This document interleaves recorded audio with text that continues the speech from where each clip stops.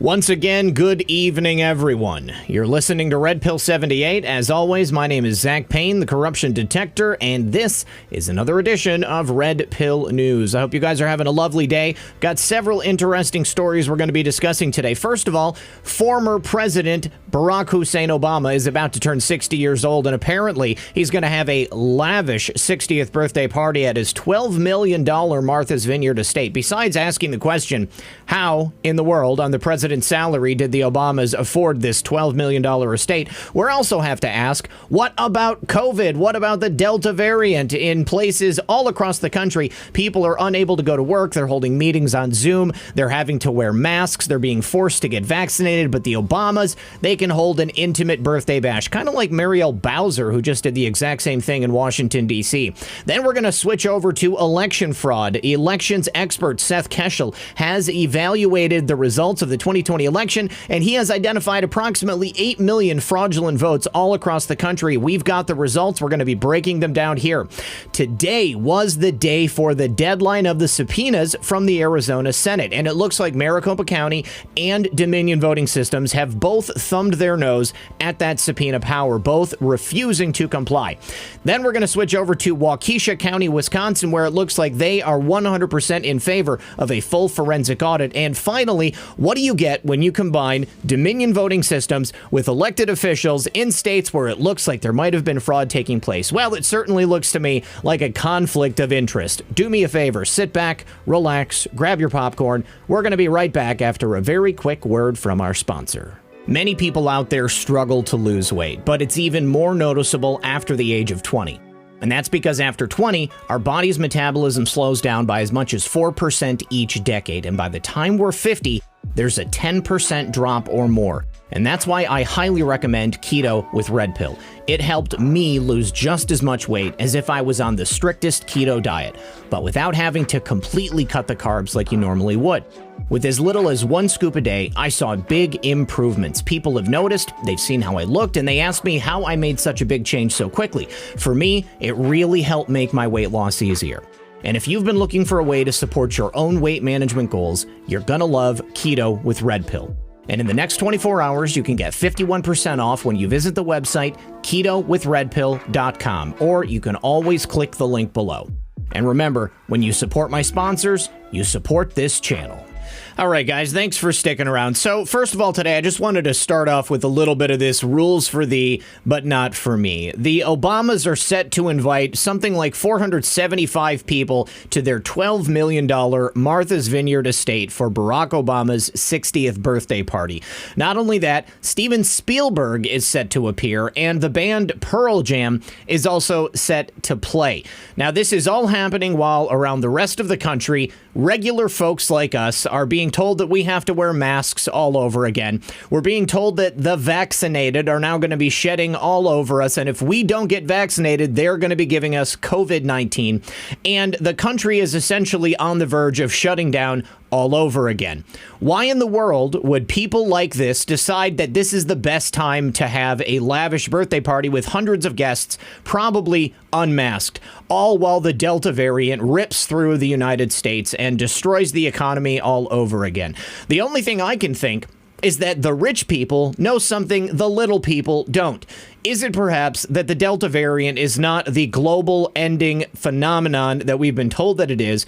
Is it possible that COVID-19 is not nearly as dangerous or deadly as they'd like to have us believe, and that this is a lot more about power and control and telling us what to do rather than actually keeping us safe? I really do think that that's it. Now, the second question I have is, how in the world did the Obamas on the president's salary, even after 8 years in office, afford a $12 million palatial estate on the shores of Martha's Vineyard there in Massachusetts? This is a beautiful home. I'm not disputing that.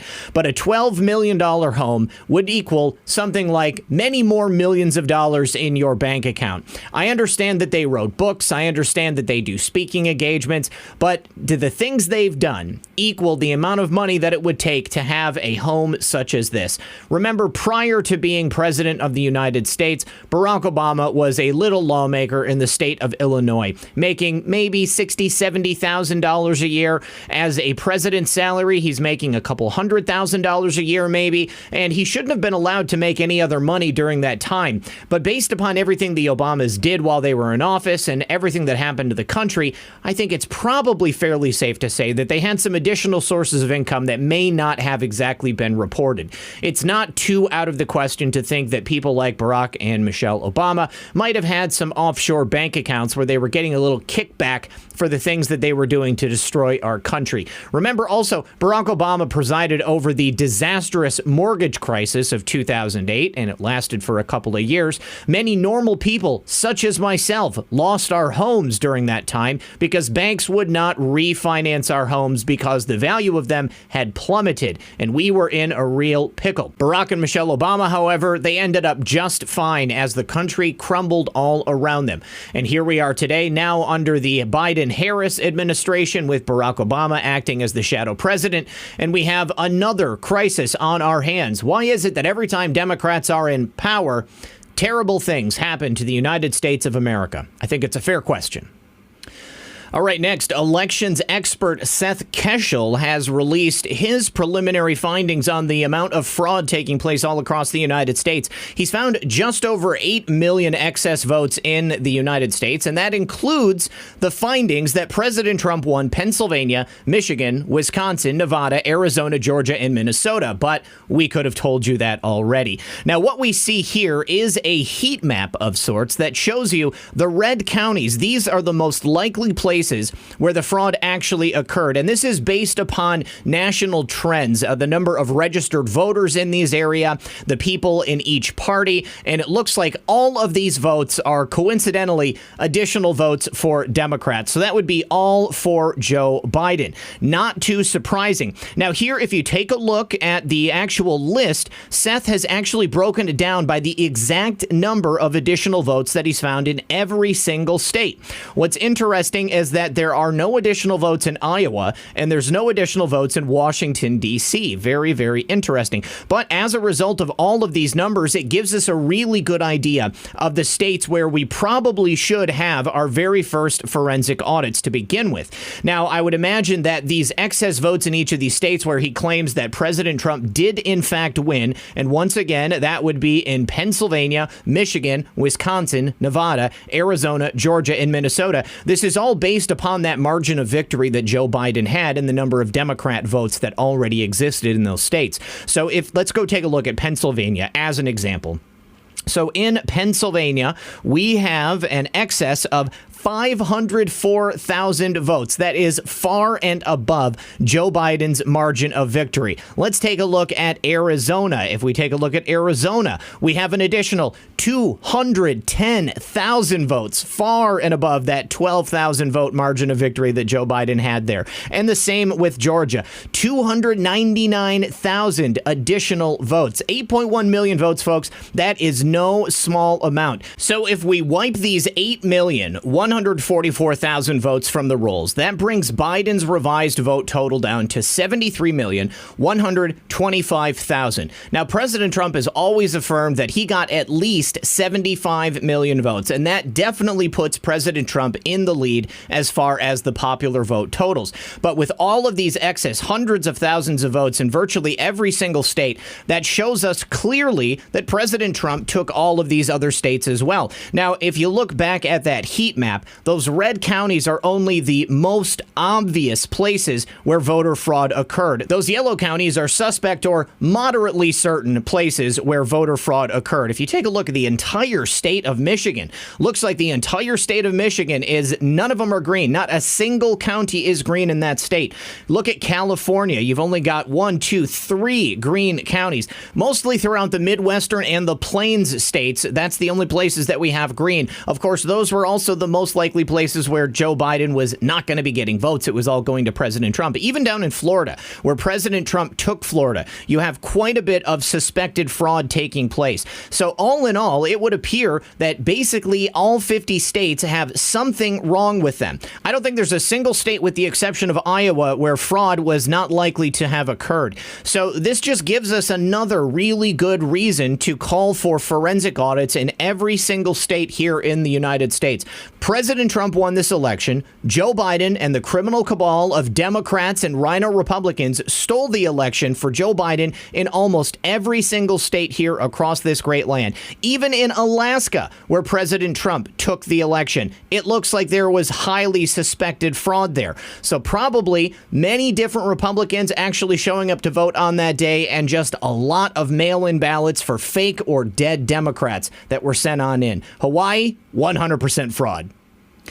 So despite the rest of the forensic audit in Maricopa County coming to a close, today was the final deadline for both the Dominion voting system subpoenas and the subpoenas for the information for the Maricopa County Board of Supervisors. Now, as I said in the introduction, both of them thumbed their nose at the Arizona State Senate. Now, I have a statement here from Dominion Voting Systems. There was also supposed to be a hearing today at 1 p.m. for them to testify, but I highly doubt that either Maricopa County and their supervisors or Dominion Voting Systems sent anybody over there as a representative. Now, we have all kinds of questions about the materials that were used on the day of the election. We have all kinds of questions about the manner in which the Dominion Voting System machines work, but they're saying that they are intellectual property, and so they don't want to hand any of that over. The subpoena data included routers, passwords, Splunk logs, ballot envelopes, voter data breach records, and even more evidence from the 2020 election. Now, back in May, Dominion released this statement. Remember that for months, the auditors have been fighting to get this data that they needed so they could access these internal configurations of precinct-based tabulators. Without looking deeply inside of these machines, they can't exactly tell what's going on. And so therefore, the evidence as a whole cannot make a full picture. But this is what Dominion said back in May. Releasing Dominion's intellectual property to an unaccredited, biased, and plainly unreliable actor such as Cyber Ninjas would be reckless, causing irreparable damage to the commercial interests of the company and the election security interests of the country. No company should be compelled to participate in such an irresponsible act. So the first point I want to make, Dominion, the invective that they're slinging at Cyber Ninjas, they have no evidence to base these claims on. This is simply slanderous language that they are using to attempt to defame Cyber Ninjas and the people who are doing the audit. The second point I'd like to make, since Dominion Voting Systems is acting on behalf of a government, since they are fulfilling duties that are prescribed to be done by a government, they are de facto government, and therefore they should have to submit to the actions of this subpoena.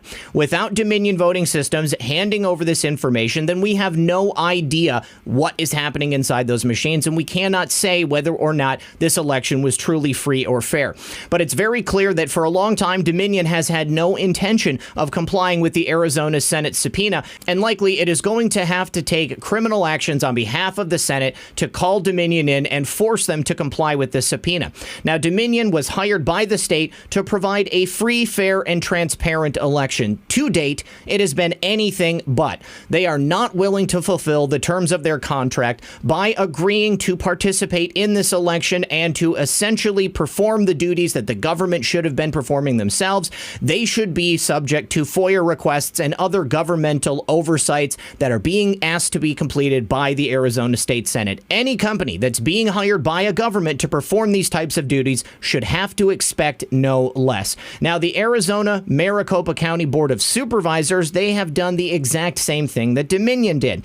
I highly doubt that they are going to be showing up today either. The only thing that they have said is in the form of tweets that they have directed at the people who are completing the audit and, of course, the Arizona State Senate. Now, this past Wednesday, they were tweeting about the situation again. They claimed that real auditors don't take $1, much less $5.7 million, to chase debunked conspiracies and discredit hardworking public servants with false claims about phantom ballots and deleted files. The problem is we actually identified phantom ballots. We actually discovered deleted files. And just because the Maricopa County Board of Supervisors says you must trust me, that's not a good enough reason to go ahead and do it. There is something called the Freedom of Information Act, so that when we want to perform checks and balances on our government. And when we want to make sure they're being honest with us, we can go ahead and do that and look into the inner workings of it. Remember, consent of the governed. The governed, that is us, we give the government the consent to act on our behalf and to provide certain services. And if the Maricopa County Board of Supervisors does not want to play ball, then they no longer maintain the consent of the governed. They went on to say, continuing, honest question, when the Senate is paying $150,000 and outside groups who believe there was massive election fraud are putting up nearly $6 million towards the audit, who are cyber ninjas and subcontractors really working for? Not our audit. Obviously, it's not your audit, Maricopa County Board of Supervisors. You weren't interested in completing a full forensic audit. That's why these donors actually put up the $6 million to make sure that this happened. Cyber ninjas did not get into this business in order to prove election fraud. They got into the business to prove that we had a free and fair election. And if the results of the audit finally show that we did, in fact, have election fraud taking place in Maricopa County, well, then that's all the better for it, because that means that the people of Arizona and the people of the United States can finally get the answer on whether or not this election did have fraud inside of it. And it looks to me like obviously it did. There has been enough questionable things that have taken place and that have been proven by these auditors and by the Arizona State Senate to show that the election was rigged, Joe Biden did not win the election, and Donald Trump is our president.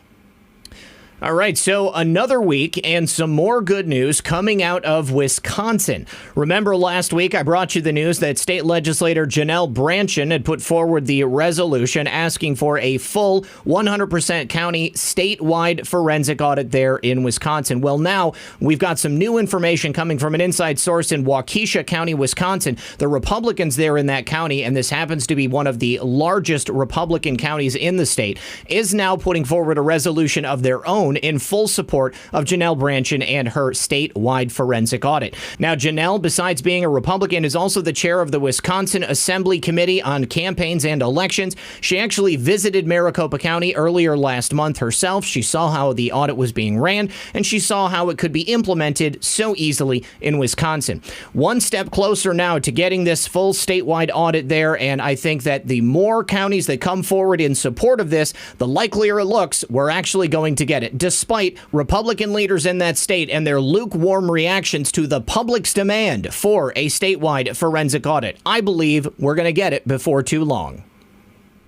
So you guys may remember from several months ago a report that I brought you about the strange happenings of the Colorado election and the strange response from a man named Matt Crane. Matt Crane happened to be the Arapahoe County clerk, and when the Gateway Pundit and several other conservative-leaning outlets put out information asking questions about the Colorado election, he wrote an angry email to many top Republican leaders in that state, and I believe that he even went and commented on some of the articles. Now, Matt described himself as a strongly conservative Republican, but for some reason he wanted to side with Dominion voting systems and to claim that there was nothing wrong with the Colorado elections.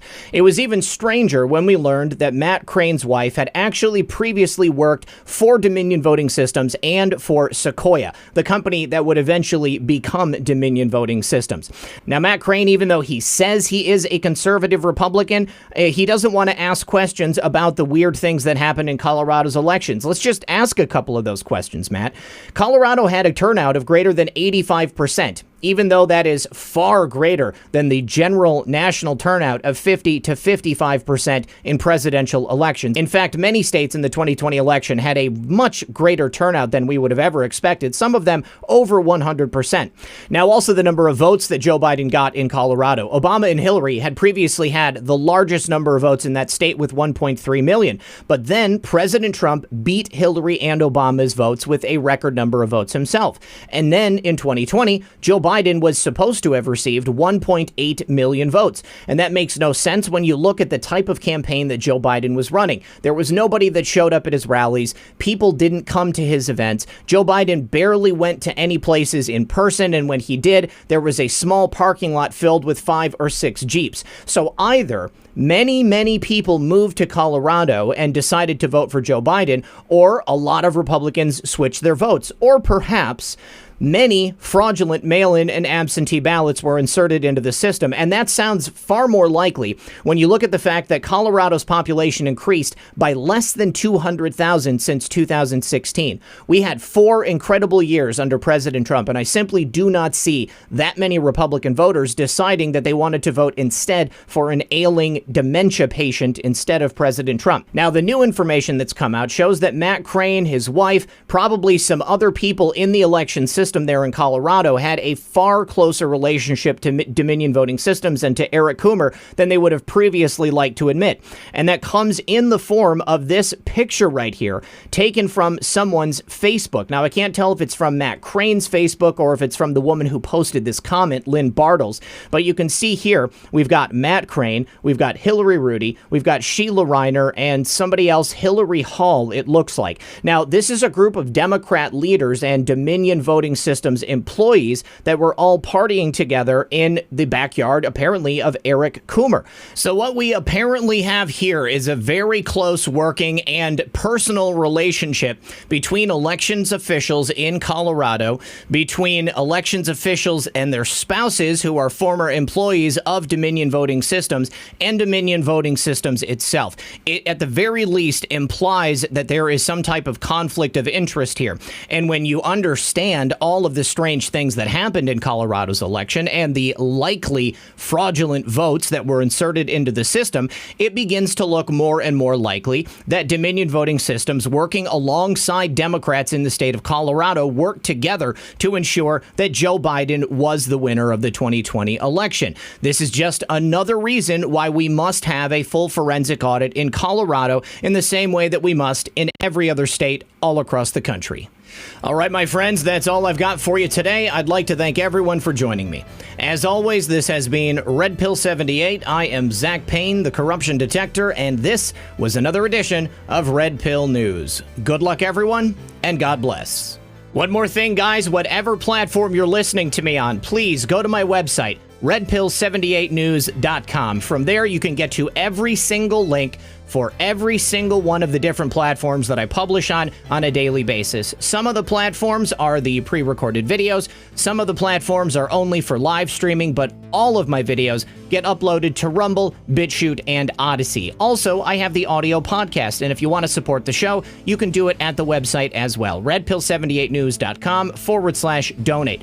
Also want to draw your attention to Bards Fest. You can get tickets for that by going to the description below. Also want to draw your attention to the Thrive Time events coming up. And finally, I definitely want to draw your attention to the Patriot Double Down, another event from the people who brought you the Patriot Roundup. This one is going to be taking place in October in Las Vegas, and it's going to be an amazing time. I, of course, will be speaking there, and I'll also be speaking at the Bards Fest later next month in August.